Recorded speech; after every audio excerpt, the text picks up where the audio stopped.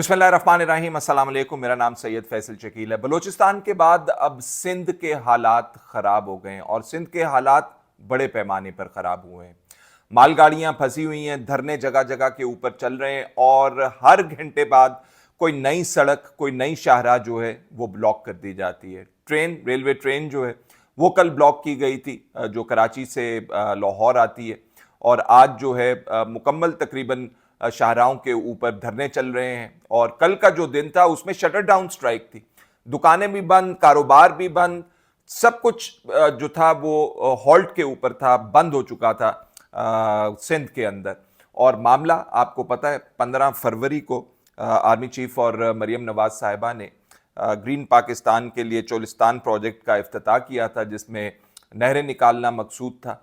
उसके ऊपर पूरे सिंध के अंदर एहतजाज हो रहा है और जो खबरें हैं वो कमाल खबरें हैं। आपको सुन के जो है हैरान और आप परेशान होते हैं कि इस मसले को जो पूरे सिंध के अवाम जिसके ऊपर सरापा एहतजाज बने हुए हैं, और ख़ास तौर पर जो नेशनलिस्ट पार्टीज़ हैं, मेन स्ट्रीम पार्टीज़ के तो क्या ही कहने, उनके गुण जो हैं वो जो अभी हो रहे हैं वो मैं आपको सुनाता हूँ कि क्या वो आपस के अंदर बातें कर रहे हैं।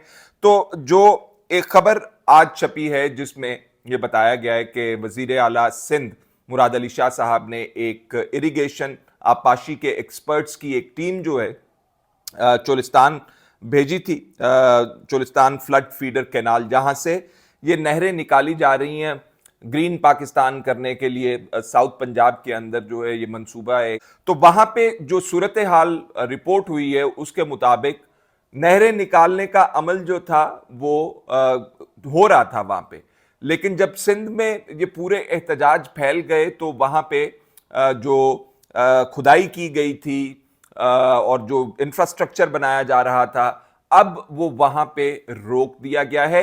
लेकिन क्या वो परमानेंटली रोक दिया गया है, इसके बाद कंटिन्यू नहीं किया जाएगा? इस हवाले से मैं आपको बता दूं कि अभी प्लान मौजूद है ग्रीन पाकिस्तान वाला, और इसके ऊपर जो आपको एहतजाज नजर आ रहा है, जो कारोबार बंद हो गया है, जो सियासत इसके ऊपर हो रही है, वो तमाम की तमाम भी कंटिन्यू करेगी। और ये मंसूबा जो है इसके ऊपर अभी अमल दरामद के हवाले से पाकिस्तान पीपल्स पार्टी और मुस्लिम लीग नून ने जो है वो मुज़ाकिरात करने हैं, और उस मुज़ाकिरात के बाद बताएंगे जी कि हमने इनका क्या करना है। कोई मॉडिफिकेशन होगी, लेकिन इसको कंप्लीटली शेल्व नहीं किया गया, ख़त्म नहीं किया गया। तो आज मोइन वट्टू साहब हैं जो वफाकी वजीर बराए आबी वसाइल हैं, उन्होंने जो स्टेटमेंट दी है उससे तो यही पता चल रहा है कि सिंध जो है वो जाए भाड़ में, किसान जो हैं वो जाए भाड़ में, जो नेशनलिस्ट कॉमपरस्त पार्टियां जो हैं वो जाए भाड़ में, हमने तो अपना काम करना है। तो इससे पहले कि मैं आपको मोइन वट्टू साहब की स्टेटमेंट बताऊं कि वो क्या कह रहे हैं, मैं आपको ये बताना चाहता हूं कि बिलावल भुट्टो जरदारी साहब जो जगह जगह रैलियां कर रहे हैं, नारे लगा रहे हैं, कह रहे हैं कि नून जो है वो खून चूसती है, और वो कहते हैं हम ये होने नहीं देंगे, तो फिर मुज़ाकिरात किस चीज के ऊपर हो रहे हैं? तो फिर तो आपको ये मामला जो है यकसर बंद करवाना है ना। आप तो ये कह रहे हैं कि हम तो इत्तेहाद में से निकल जाएंगे, तो फिर मुज़ाकिरात तो लो और दो की बुनियाद के ऊपर होते हैं कि आप कुछ देंगे और कुछ नून से लेंगे और मामला जो है फिर आगे चलेगा। लेकिन जो सिंध के लोग कह रहे हैं वो कह रहे हैं कि पानी नहीं है, क्लाइमेट चेंज आ चुका हुआ है, पानी हमारा पहले खत्म हो चुका हुआ है, तो क्या पंजाब इसमें अपना पानी देगा? हम टेल एंड के ऊपर बैठे हुए हैं, हमारा पानी जाएगा इन कैनाल्स के अंदर और हम ये नहीं होने देंगे, यकसर नहीं होने देंगे। लेकिन जो मंसूबे बनाए जा रहे हैं उसमें तो ये होगा। तो मोइन वट्टू साहब ने कहा है कि जी जो 2 नहरें सिंध और 2 पंजाब और 1 नहर बलूचिस्तान में बननी है ग्रीन पाकिस्तान के मंसूबे के तहत, जो कॉर्पोरेट फार्मिंग वाला मंसूबा है। नहरों का मामला गलत फहमी और मुशावरत ना होने की वजह से तनाज़े का शिकार हुआ। अब ये बड़ा जुमला अहम है कि जो तनाज़ा खड़ा हुआ है इस वक्त, जो सरापा एहतजाज सिंध के लोग बने हुए हैं, जो गाने बन गए हैं इनके ऊपर, जो खवातीन इसके अंदर शामिल हो गई हैं, जो लोग इसके अंदर शामिल हो गए हैं, वो एक गलत फहमी की बुनियाद के ऊपर हुआ है सारा काम। अच्छा, अब ये गलत फहमी क्या है? गलत फहमी ये है कि पानी नहीं लेने देंगे, तो पानी तो आपने निकालना है, पानी तो आपने ग्रीन पाकिस्तान के इनिशिएटिव को देना है। तो ये क्या कौन सी गलत फहमी और मिसकम्युनिकेशन है जिसकी ये बात कर रहे हैं? اب مذاکرات شروع ہو چکے ہیں اور یہ خوش اسلوبی سے طے پائیں گے. مذاکرات آخری دفعہ جو رابطہ آج کل جو میڈیا کے اندر بڑھا چڑھا کے بتایا جا رہا ہے وہ شرجیل میمن اور رانا ثناء اللہ کے درمیان ایک رابطہ ہوا تھا. اس کے بعد کیا میٹنگ ہوئی ہے؟ کوئی میٹنگ نہیں ہوئی.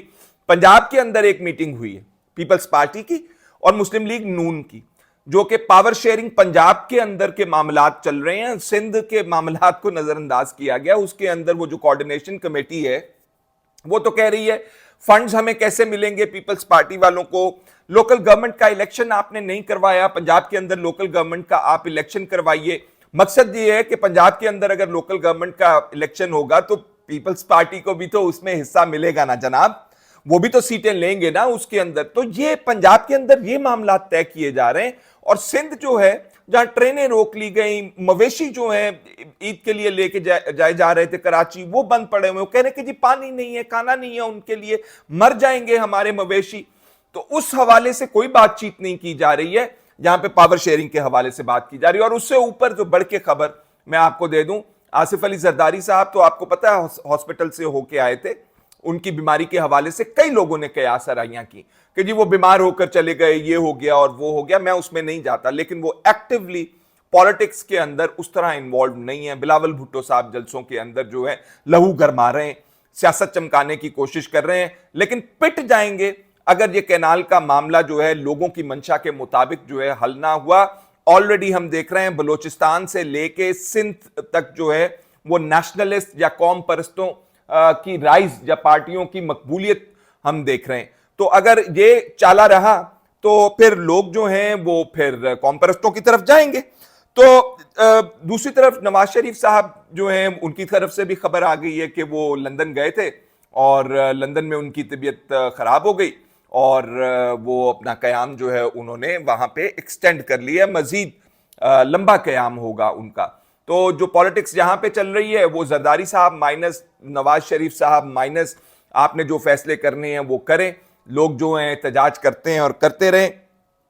تو جو حالات میں نے آپ کو بتائے اور تازہ ترین اس کے اندر کراچی سے حیدرآباد یا کراچی سے ٹھٹھا اگر آپ نے جانا ہو تو آپ نہیں جا سکتے.